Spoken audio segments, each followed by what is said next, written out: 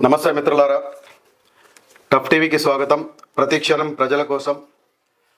మీ అందరికీ తెలుసు, ఉద్యమకారుడ వందనం అనే ఒక ప్రోగ్రాం తీసుకొని తెలంగాణ తొలి మలి దశ ఉద్యమంలో కీలకంగా ఉద్యమం చేసిన ఉద్యమకారులను మీ ముందుకు తీసుకురావడం కోసం ఈ ముఖాముఖి కార్యక్రమాన్ని నిర్వహిస్తున్నాము. ఆ కార్యక్రమంలో భాగంగా ఈరోజు తెలంగాణ ఉద్యమకారుల ఫోరం, దాంట్లో పరిచయం అక్కర్లేని వ్యక్తి, 6 సంవత్సరాల క్రితం, అంటే ఇది 7వ సంవత్సరం నడుస్తుంది, 6 సంవత్సరాల క్రితం ప్రారంభించినప్పుడు చైర్మన్ డాక్టర్ చీమ శ్రీనివాసరావు గారి వెన్నుదన్నుగా, అలాగే ఆయనతో కలిసి ఇది 7వ సంవత్సరం నడుస్తుంది. ఇప్పటి వరకు ప్రయాణం చేస్తూ తెలంగాణ ఉద్యమకారుల ఫోరాన్ని రోజు రోజుకు ఒక్కొక్క మెట్టు పైకి తీసుకెళ్తూ ఈరోజు రాష్ట్ర వ్యాప్తంగా అన్ని జిల్లాల్లో, అన్ని మండలాల్లో, అన్ని గ్రామాల్లో తెలంగాణ ఉద్యమకారుల ఫోరం నెట్వర్క్ను విస్తరించడానికి, ప్రతి గ్రామానికి తెలంగాణ ఉద్యమకారుల ఫోరం యొక్క సేవలు చేరడానికి ముఖ్య కారణం. అలాగే తెలంగాణ ఉద్యమకార ఫోరం ఎక్కడ ఏ ప్రోగ్రాం జరిగినా కూడా తను వెనకాల ఉండి ఆ మొత్తం కార్యక్రమాన్ని దిగ్విజయంగా నడిపించడానికి తన శాయశక్తుల కృషి చేస్తూ ఈరోజు ఇంత గొప్ప స్టేజ్లో తెలంగాణ ఉద్యమకారుల ఫోరం ఉందంటే ఆయన కృషి అతిశక్తి కాదు, ఆయన కృషి అభినందనీయం. ఆయనే శ్రీ పట్లొల్ల సురేందర్ రెడ్డి గారు, తెలంగాణ ఉద్యమకారుల ఫోరం రాష్ట్ర ప్రధాన కార్యదర్శి మన ముందున్నారు. సార్ నమస్తే. నమస్తే సార్, ఇప్పుడు 7 సంవత్సరాలు అయింది తెలంగాణ ఉద్యమకారుల ఫోరం స్థాపించినప్పటి నుంచి మీరు ఉద్యమకారుల ఫోరంతో, అలాగే ఉద్యమకారుల ఫోరంలో ఎలాంటి ప్రోగ్రాంలు అయినా కీలకంగా నిలబడి వెనకాల ప్రోగ్రాములు చేయడానికి ముఖ్య కారణం. ఈరోజు ఇంత గొప్ప నెట్వర్క్ అయిందంటే మీరు, చైర్మన్ డాక్టర్ చీమ శ్రీనివాసరావు గారు, అలాగే మీరు, ఇంకా ఉద్యమ సహచరులు దీనిలో ప్రధాన పాత్ర పోషించారు. అయితే మీ అనుబంధం అలాగే ఈ ఉద్యమకారుల ఫోరం స్థాపించడానికి కారణం? తెలంగాణ ఉద్యమకారుల ఫోరం సెప్టెంబర్ 17, 2019లో ప్రారంభించడం జరిగింది. దీని ముఖ్య ఉద్దేశం, తెలంగాణ వచ్చిన తర్వాత 6 సంవత్సరాలు, అంటే 2014 నుంచి 19 వరకు తెలంగాణ ఉద్యమకారులను మర్చిపోయే పరిస్థితిలో ఉన్నది. ఏదైతే టీఆర్ఎస్ గవర్నమెంట్ ఉందో ఉద్యమకారులు అనేది లేదు. నేనొక్కనే ఉద్యమకారుడు అనే దిశలా జరుగుతున్నది గవర్నమెంట్. ఇంకా కొన్ని అప్పటి వరకు ఫైనాన్షియలీ ప్రాబ్లం ఉన్న వాళ్ళు కానీ, ఆరోగ్య రీత్యా కానీ, ఏజ్ రీత్యా కానీ కొంతమంది చనిపోవడం జరుగుతుంది. కానీ తెలంగాణ వస్తే నిధులు, ఉద్యోగాలు, నీళ్ళు అనే ఏంతోని తెలంగాణ కోసం ఉద్యమం చేయడం జరిగింది. కానీ ఉద్యోగాలు రాక, నిధులు కూడా ఆంధ్రప్రదేశ్తోని సెటిల్మెంట్ చేయకుండా ఏదో అడ్జస్ట్మెంట్తోని చేసే పరిస్థితిలో ఉన్నది. ఏదైతే ఆంధ్ర ఉద్యోగాలను పంపించే పరిస్థితిలో కూడా లేరు.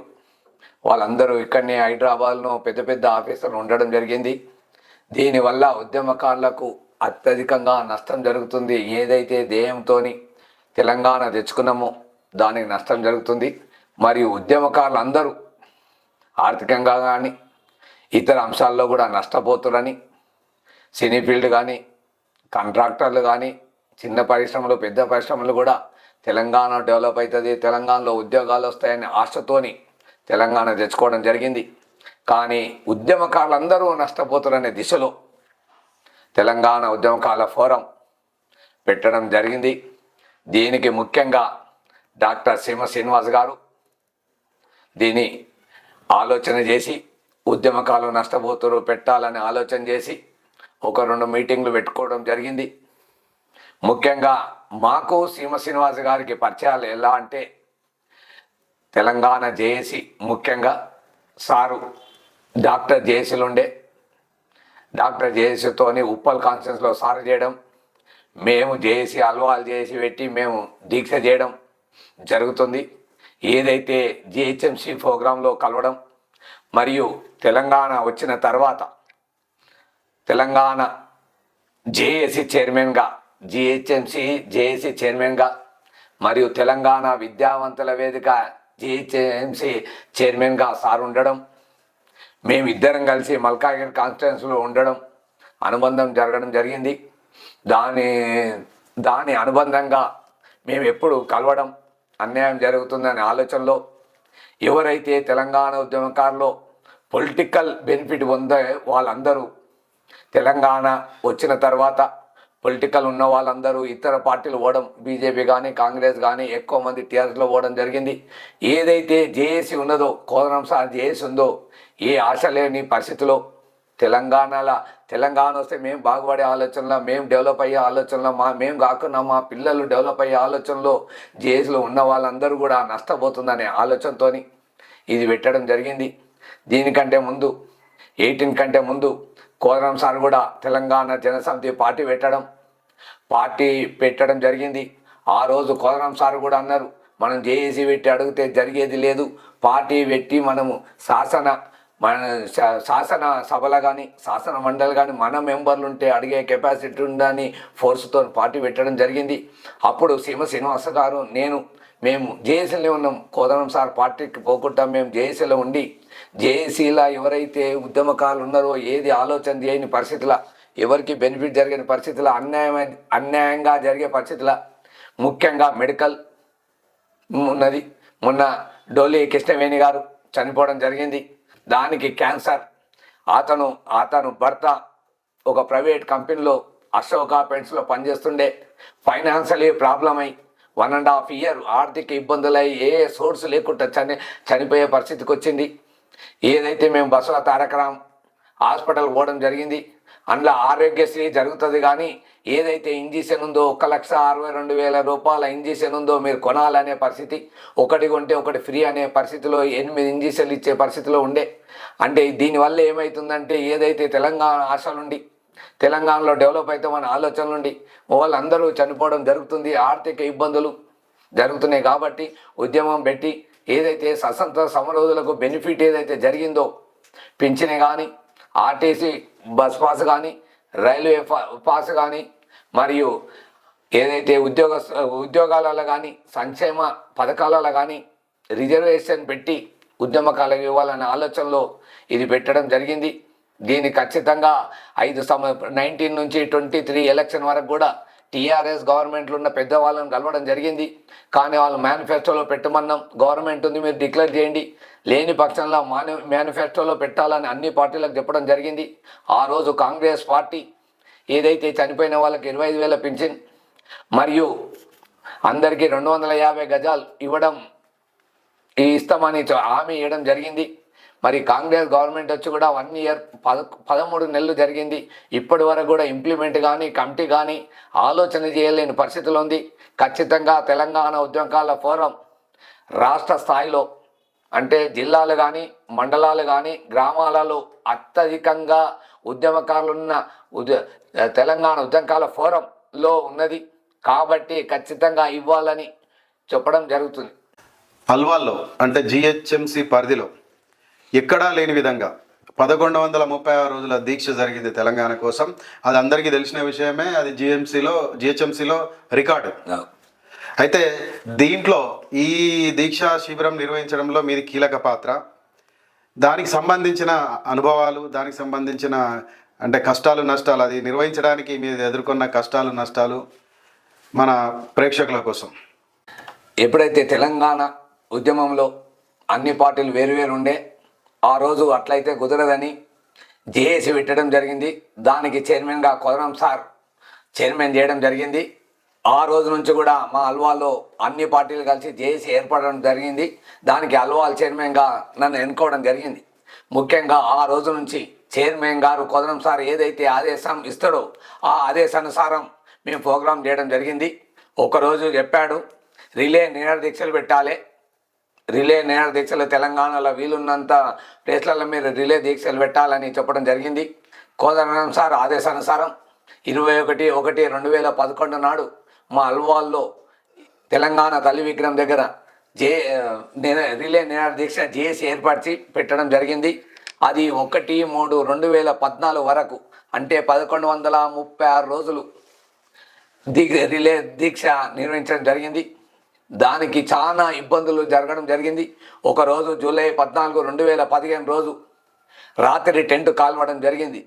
కాల్చి అల్లో కల్లాలు చేద్దామనే పరిస్థితిలో కొంతమంది దుష్టశక్తులు వచ్చి ధర్నాలు చేద్దాం, వీళ్ళ మీద డౌట్, వాళ్ళ మీద డౌట్ అని చెప్పడం జరిగింది. ఆ రోజు నేను అందరిని పిలిచి మనం తెలంగాణ కోసం కొట్లాడుతున్నాం, మనం ఏ ఇష్యూ చేసినా పొలిటికల్గా ఇబ్బంది అవుతుంది, పోలీసు వాళ్ళకి ఇబ్బంది అవుతుంది, పోలీసు వాళ్ళ మీద ఫోర్స్ అవుతుంది, కాబట్టి తక్షణమే మన దీక్ష తీయడం జరుగుతుంది. కాబట్టి మనం ఎవరిని అనొద్దు, ఎవరు చేసినా జరిపా మనకు సంబంధం లేదు అని పెట్టడం జరిగింది. ఆ రోజు కాలిన రోజు సత్యనారాయణ ఎస్ఐ అని మా అల్వాళ్ళు ఉండే, అతని నైట్ డ్యూటీ.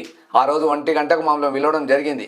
పిలిచి ఏమన్నాడంటే, మాకు తెలిసిన న్యూస్ ఏంటంటే అప్పటికే కాల్చారు, ఫైర్ స్టేషన్ తెచ్చారు, ఆర్పిన తర్వాత అతను పిలవడం జరిగింది.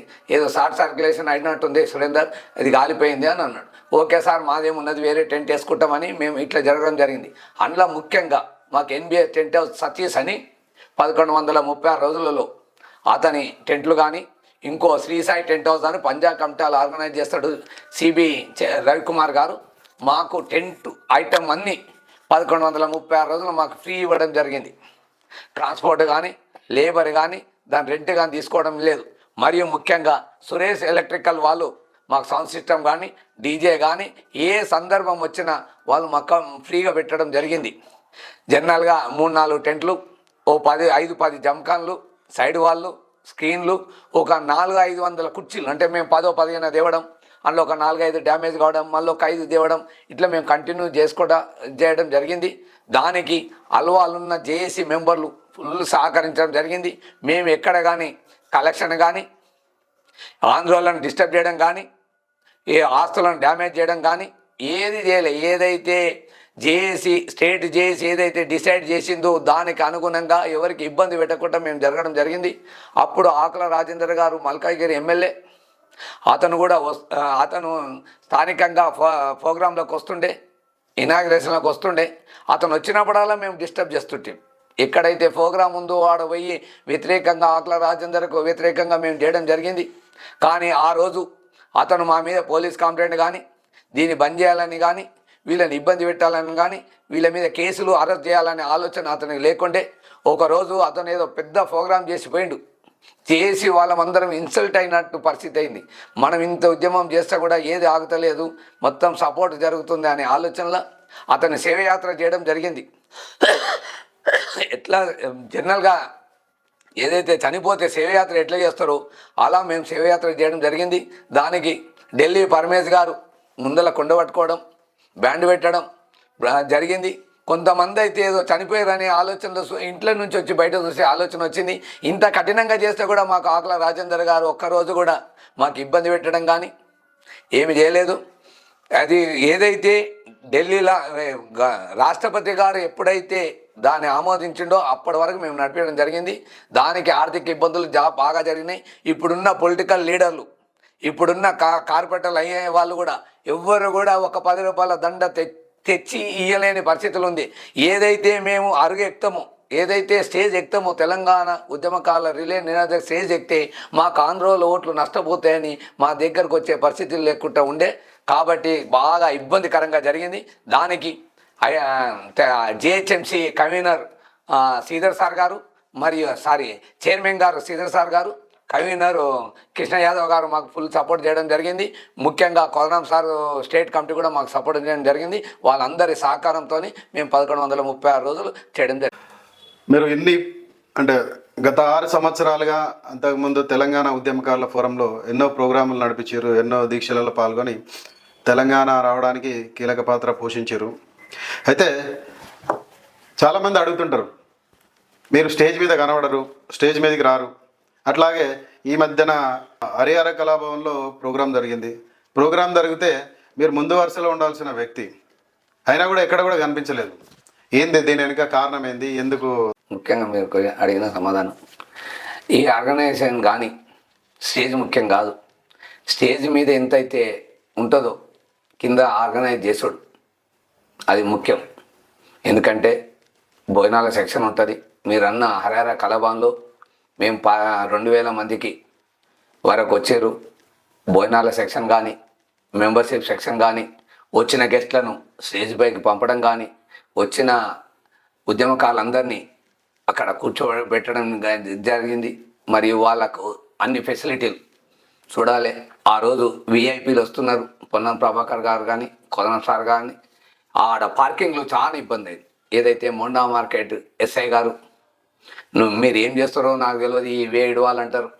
ఏదైతే కార్లు పెట్టారో వాళ్ళు కార్లు అనౌన్స్మెంట్ చేస్తే బయటకు రాక తీయకపోవడం, ఆ నెంబర్ పోలీసు వాళ్ళతో పెట్టి తీపేయడం, ఇవన్నీ జరుగుతాయి. ఏం డిస్టర్బ్ అయిపోయినా ఆ స్టేజ్ మీద ప్రోగ్రాం కంటే ఎక్కువ ఈ ఇబ్బందినే చూపించే పరిస్థితి ఉన్నది. ముఖ్యంగా ఏంటంటే తెలంగాణ ఉద్యమకాల ఫోరం గవర్నమెంట్ని అడుగుతున్నది మాకేమైనా చేయాలనే ఆలోచనలో.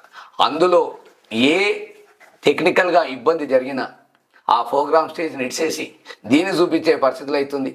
ఎందుకంటే దీన్ని నెగిటివ్ చేసి బలహీనపరచాలనే పరిస్థితుల్లో ఏ పార్టీ అయినా ఆలోచన చేస్తుంది. దానివల్ల చిన్న ఇష్యూ వస్తే దాన్ని పెట్టి యూట్యూబ్లల్లో ఛానళ్ళల్లో ఈరోజు ఏమవుతుందంటే కాంగ్రెస్ గవర్నమెంట్ ఉంది కాబట్టి మేము కాంగ్రెస్ని అడుగుతున్నాం కాబట్టి ఇతర పార్టీలు మా వీక్నెస్ను చూసి దెబ్బ కొట్టాలనే ఆలోచన ఉంటుంది. కాబట్టి కేర్ఫుల్గా సక్సెస్ఫుల్గా జరగాలి. మాకు ముఖ్యంగా ఉద్యమకాలు రావడం, వేరే పార్టీలు అయితేనేమో పైసలు మేనేజ్ చేసి డీసీఎంలు పెట్టి భోజనాలు పెట్టి వాళ్ళకు పైసలు ఇచ్చి తెప్పించే పరిస్థితి ఉంది. మా ఉద్యమకారులు వాళ్ళ పైసలు పెట్టుకొని రావడం జరుగుతుంది. వచ్చిన వాళ్ళకు కనీస మర్యాదలు వచ్చి కూర్చోవడం చేయాలి. లేకపోతే నెక్స్ట్ ఉద్యమానికి ఇబ్బంది జరుగుతుంది. ముఖ్యంగా మిగతాది ఏముందంటే పార్టీలు అంటేనేమో ఏదో లాభం జరుగుతుంది, మా ఎమ్మెల్యే ఉన్నాడు, మా ఎమ్మెల్యేతో పని ఉంటుంది, మా జెడ్పీటీసీతో పని ఉంటుందని వస్తారు. ఈడ ఏం లేదు, మేము గవర్నమెంట్ అడుగుతున్నాం, గవర్నమెంట్తో ఇబ్బంది అవుతుంది, గవర్నమెంట్తో తీసుకోవాలని ఆలోచనలు వస్తారు. కాబట్టి ప్రోగ్రాంలు సక్సెస్ జరగాలి. ఆ రోజు పొన్నం ప్రభాకర్ గారు ఉద్యమకాలను చూసి, ఇంతమంది ఉద్యమకాలను చూసి అతనే ఆలోచన చేసే పరిస్థితి వచ్చింది. నేషనల్ పార్టీలు కూడా ఇట్లా ప్రోగ్రాం చేయాలంటే ఎంతో కష్టం, వీళ్ళు చేయడం జరిగింది. దీనికంతా మ్యాన్ పవర్తో చేయడం జరిగింది. సారు మొత్తానికి శ్రీనివాస్ గారు స్టేజ్ మేనేజ్మెంట్ కానీ, స్టేజ్ వచ్చిన గెస్టులను కానీ ఫాలో అప్ చేయి స్టేజ్ చేయడం జరుగుతుంది. కింద ఏదైతే ఉన్నదో దాన్ని మనం ఆర్గనైజ్ చేయాలనే ఆలోచనతో చేయడం జరుగుతుంది.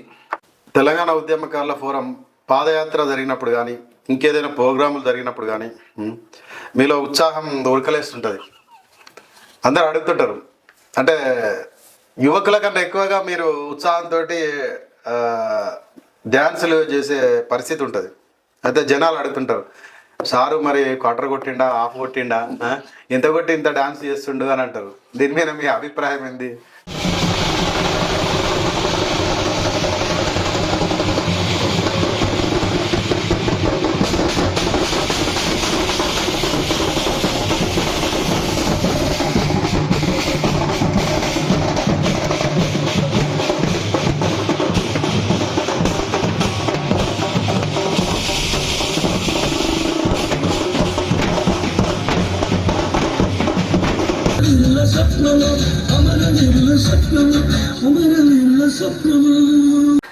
మీరు ఏదైతే అడిగిన సమాధానము, ముఖ్యంగా ఏదైతే కరీంనగర్ టు వేములవాడ పాదయాత్ర 40 కిలోమీటర్ల పాదయాత్ర పెట్టడం జరిగింది. అంతకుముందు మా మల్కాజ్గిరిలో, దానికంటే ముందు వారం రోజుల మొదలు మా మల్కాజ్గిరిలో కాన్స్టిట్యున్సీ మీటింగ్ పెట్టడం జరిగింది. అంటే మల్కాజ్గిరి కాన్స్టిట్యున్సీ ఉద్యమకారుల ఫోరం సన్మాన కార్యక్రమం పెట్టడం జరిగింది. ఏదైతే హైదరాబాద్లో హరార కళాభవన్లో పెట్టినప్పుడు అందరికీ సన్మానం లోకలోళ్ళు కాబట్టి మా మల్కాజ్గిరి కాన్స్టిట్యున్సీని ఆ రోజు చేయలేని పరిస్థితిలో చేయలేం. కాబట్టి మా దగ్గర ఉన్న పుట్నాల కృష్ణ కానీ, మందా శోభన్ బాబు కానీ, మిగతా అందరి మెంబర్లతోని మా మల్కాజ్గిరి కాన్స్టిట్యున్సీలో ఉద్యమకాల సన్మాన కార్యక్రమం పెట్టినాం. ఆ రోజు మల్కాజ్గిరి ఉద్యమకాల ఫోరం ఆఫీస్ ఓపెన్ చేయడం జరిగింది. ఆఫీస్ నుంచి ఫంక్షన్ హాల్కు బోనాలు, బతుకమ్మలు, పోతురాజులు, ఎలా అంటే తెలంగాణ ఉద్యమం అప్పుడు ఎలా అయితే చేశామో సేమ్ తెలంగాణ ఉద్యమకాల పండుగ లెక్క చేయడం జరిగింది. ఆ రోజు అందరి తరఫున డ్యాన్స్ చేసే పరిస్థితి ఉంది. ఏందైతే మేము మామూలుగా డప్పు ఏదైతే డప్పు ఉంటుందో ఊరు డప్పు మరియు సిటీ డప్పు పెట్టడం జరిగింది. అందులో ధ్యాన్ చేయాలనే పరిస్థితిలో మేము చేయడం జరిగింది. అక్కడ నుంచి ఫంక్షన్ హాల్ వరకు మరియు అది తర్వాత వారం రోజులకి ఇక్కడ పెట్టడం జరిగింది.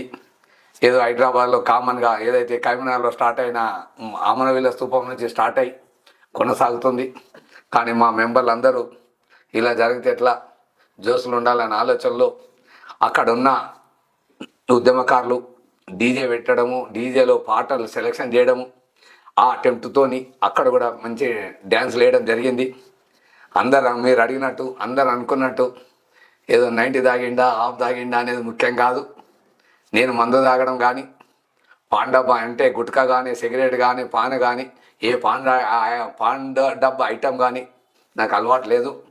కానీ మేము ఏదైతే మెయిన్ ప్రోగ్రాంలల్లో డ్యాన్స్ అనేది ఉంటుంది కాబట్టి నేను మంచి డ్యాన్స్ ఆ రోజు మొత్తం డ్యాన్స్ చేయడం జరిగింది.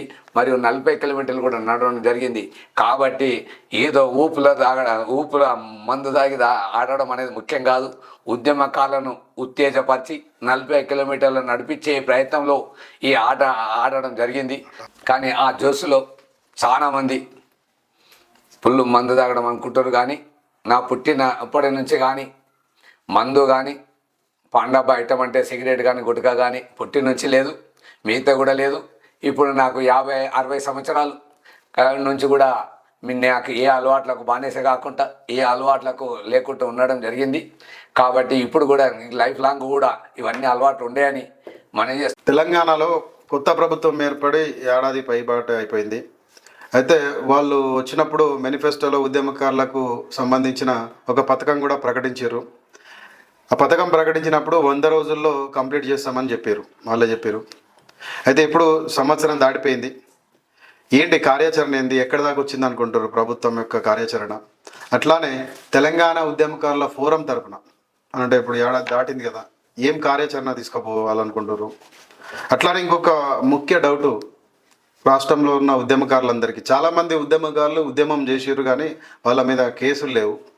అయితే ప్రభుత్వం కొత్తగా వచ్చినప్పుడు ప్రజాపాలన దరఖాస్తులను తీసుకున్నప్పుడు దానిలో ఉద్యమకారుల పేరు మెన్షన్ చేసి ఎఫ్ఐఆర్ కూడా మెన్షన్ చేయమని చెప్పారు. అయితే చాలామంది ఎవరైతే కేసు లేని ఉద్యమకారులు ఉన్నారో చాలామంది వాళ్ళకు ఇప్పటికీ డౌట్గా ఉంది, అసలు ఇది మమ్మల్ని దాంట్లో చేర్చుతారా లేరా, పథకానికి మేము అర్హులమా లేమా, ఇవి మా కోసం క్లుప్తంగా వివరించారు. తెలంగాణ ఉద్యమకారుల ఫోరం అసెంబ్లీ ఎలక్షన్ ముందు అన్ని పార్టీ వాళ్లకు ఉద్యమకారులకు సంక్షేమ బోర్డు పెట్టాలి, ఆదుకోవాలని మేనిఫెస్టోలో పెట్టాలని చెప్పడం జరిగింది. ఆ రోజు కాంగ్రెస్ పార్టీ ఒక్కటే మేనిఫెస్టోలో పెట్టడం జరిగింది. ఏదైతే చనిపోయిన వాళ్లకు ఎవ్రీ మంత్ 25,000 పింఛని మరియు మిగతా వాళ్ళకు 250 గజాల ప్లాట్ ఇవ్వడం మేనిఫెస్టోలో పెట్టడం జరిగింది. ఏదైతే కాంగ్రెస్ గవర్నమెంట్ 6 గ్యారెంటీల్లో ఇది పొందపరచడం జరిగింది. దానికి సోనియా గాంధీ కానీ రాహుల్ గాంధీ గారు కూడా స్టేజ్ మీద చెప్పడం జరిగింది. ఆ ఆలోచనలో తెలంగాణ ఉద్యమకారుల ఫోరం స్టీరింగ్ కమిటీ డిసైడ్ చేయడం జరిగింది. మేనిఫెస్టోలో కాంగ్రెస్ పార్టీ పెట్టింది కాబట్టి ఈసారి మనం కాంగ్రెస్ పార్టీకి బలపరచాలి చేయాలనే కార్యక్రమంతో కాంగ్రెస్ పార్టీకి మద్దతు తెలపడం జరిగింది. డిసెంబర్ 7 తారీఖు నాడు కాంగ్రెస్ పార్టీ గవర్నమెంట్ ఫామ్ చేయడం జరిగింది. 23 నాడు ఇప్పటి వరకు అంటే 25 ఫిబ్రవరి 7 తారీఖు వరకు 14 నెలలు అంటే సంవత్సరం మీద 2 నెలలు జరుగుతుంది. మధ్యలో ప్రజాపాలన సభలు పెట్టడం జరిగింది. ఆ సభలలో 6 గ్యారెంటీల్లో మా ప్రస్తావన కూడా పెట్టడం జరిగింది. కానీ గవర్నమెంట్ ఏం చెప్పిందంటే ఆ రోజు ఏదైతే ఉద్యమకారులు చనిపోయారో ఉద్యమంలో అమరవీరులు అయ్యారో వాళ్ళకు 25,000 పింఛని, మిగతా వాళ్ళందరికీ కేసులుంటే ఎఫ్ఐఆర్ నెంబర్ కానీ జైలు పోతే ఏ జైలు ఏ డేట్ నుంచి ఏ డేట్ వరకు పెట్టింది. ముఖ్యంగా ఆ 2 పెట్టడం వల్ల మిగతా ఉద్యమకాలందరికీ డౌట్ రావడం జరిగింది. ఎందుకంటే ఆ రోజు ఆంధ్రప్రదేశ్లో పోలీస్ గవర్నమెంట్ కానీ మరి ఇతర గవర్నమెంట్లు కూడా తెలంగాణకు వ్యతిరేకం లేకుండా తెలంగాణకు సపోర్ట్ ఉన్నది కాబట్టి ఆ రోజు ఉద్యమకాలను పోలీస్ స్టేషన్ తీసుకుపోయి కేసు లేకుండా చేయడం జరిగింది.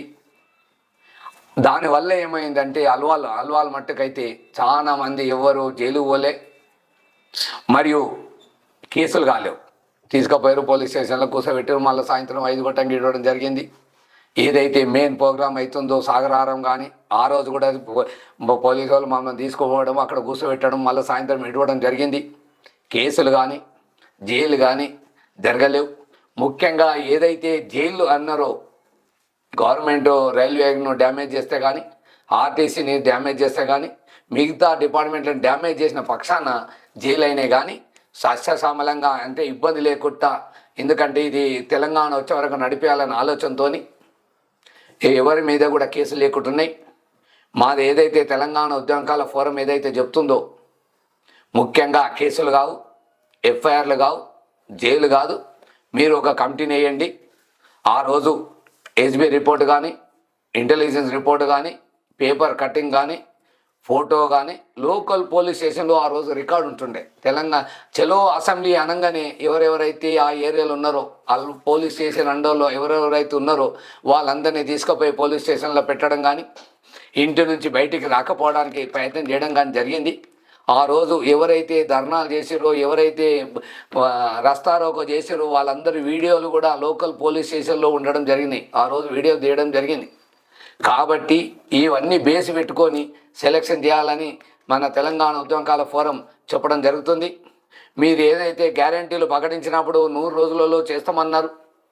14 నెలలు అయింది, సంవత్సరం 2 నెలలు అయింది.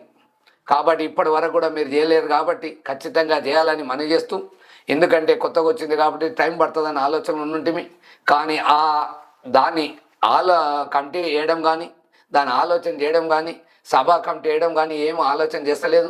ఖచ్చితంగా చేయాలి. చెయ్యని పక్షాన లోకల్ బాడీ ఎలక్షన్స్ వస్తున్నాయి. కాబట్టి మేము స్టీరింగ్ కమిటీ పెట్టుకొని ఆలోచన చేస్తాం. ఇప్పటి వరకు 14 నెలలు అయింది.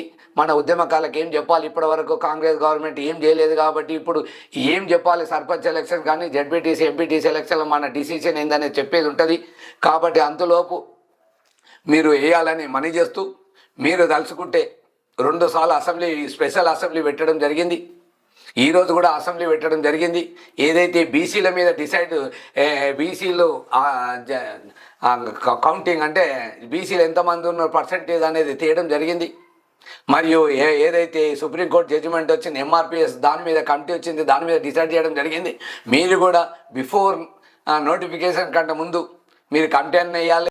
చాలా సంతోషం సార్, మీరు మా స్టూడియోస్కి వచ్చి మీ అభిప్రాయాలు పంచుకున్నందుకు. అలాగే మా టఫ్ టీవీ తరపున రాబోయే కాలంలో తెలంగాణ ఉద్యమకారుల ఫోరం చైర్మన్ డాక్టర్ చీమ శ్రీనివాసరావు గారు, అలాగే మీరు మీ సారథ్యంలో తెలంగాణ సాధన కోసం ఉద్యమం చేసిన ప్రతి ఒక్క ఉద్యమకారునికి న్యాయం జరగాలని కోరుకుంటూ సెలవు తీసుకుంటున్నాము. ధన్యవాదాలు. ఛానల్లో అయితే ఉద్యమకారుల కోసమే ఛానల్ పెట్టడం, మరి మా అందరి ఇంటర్వ్యూలు తీసుకోవడం, ఈరోజు యూట్యూబ్లు ఛానల్లో వల్లనే ప్రజల అవేర్నెస్ అవుతుంది. కాబట్టి మీరు ఇంత శ్రమపడి ఈ ఇంటర్వ్యూ చేసినందుకు తెలంగాణ ఉద్యమకారుల ఫోరం స్టేట్ కమిటీ తరఫున, నా తరఫున ధన్యవాదాలు తెలియజేస్తున్నాను. నమస్తే మిత్రులారా, జై తెలంగాణ. తెలంగాణ ఉద్యమకారుల ఫోరం మరియు టఫ్ టీవీ ఎన్నో వ్యయ ప్రయాసాల కోర్చి ఉద్యమకారుల సంక్షేమం మరియు ఆశయ సాధనే లక్ష్యంగా ఎన్నో కార్యక్రమాలు చేపడుతుంది. ఈ కార్యక్రమంలో భాగంగా ఎన్నో వీడియోలను మేము టఫ్ టీవీలో అప్లోడ్ చేస్తున్నాము. దయచేసి మీ అందరినీ కోరేది ఏంటంటే, వీడియో చూసిన వెంటనే ఒక 10 మందికి షేర్ చేయండి. అలాగే సబ్స్క్రైబ్ మీరు చేసుకోండి, వారితో చేయించండి. తద్వారా మేము ఇంకా మంచి కార్యక్రమాలు చేస్తూ విజయవంతంగా ముందుకు సాగుతాం. జై తెలంగాణ. Thank you.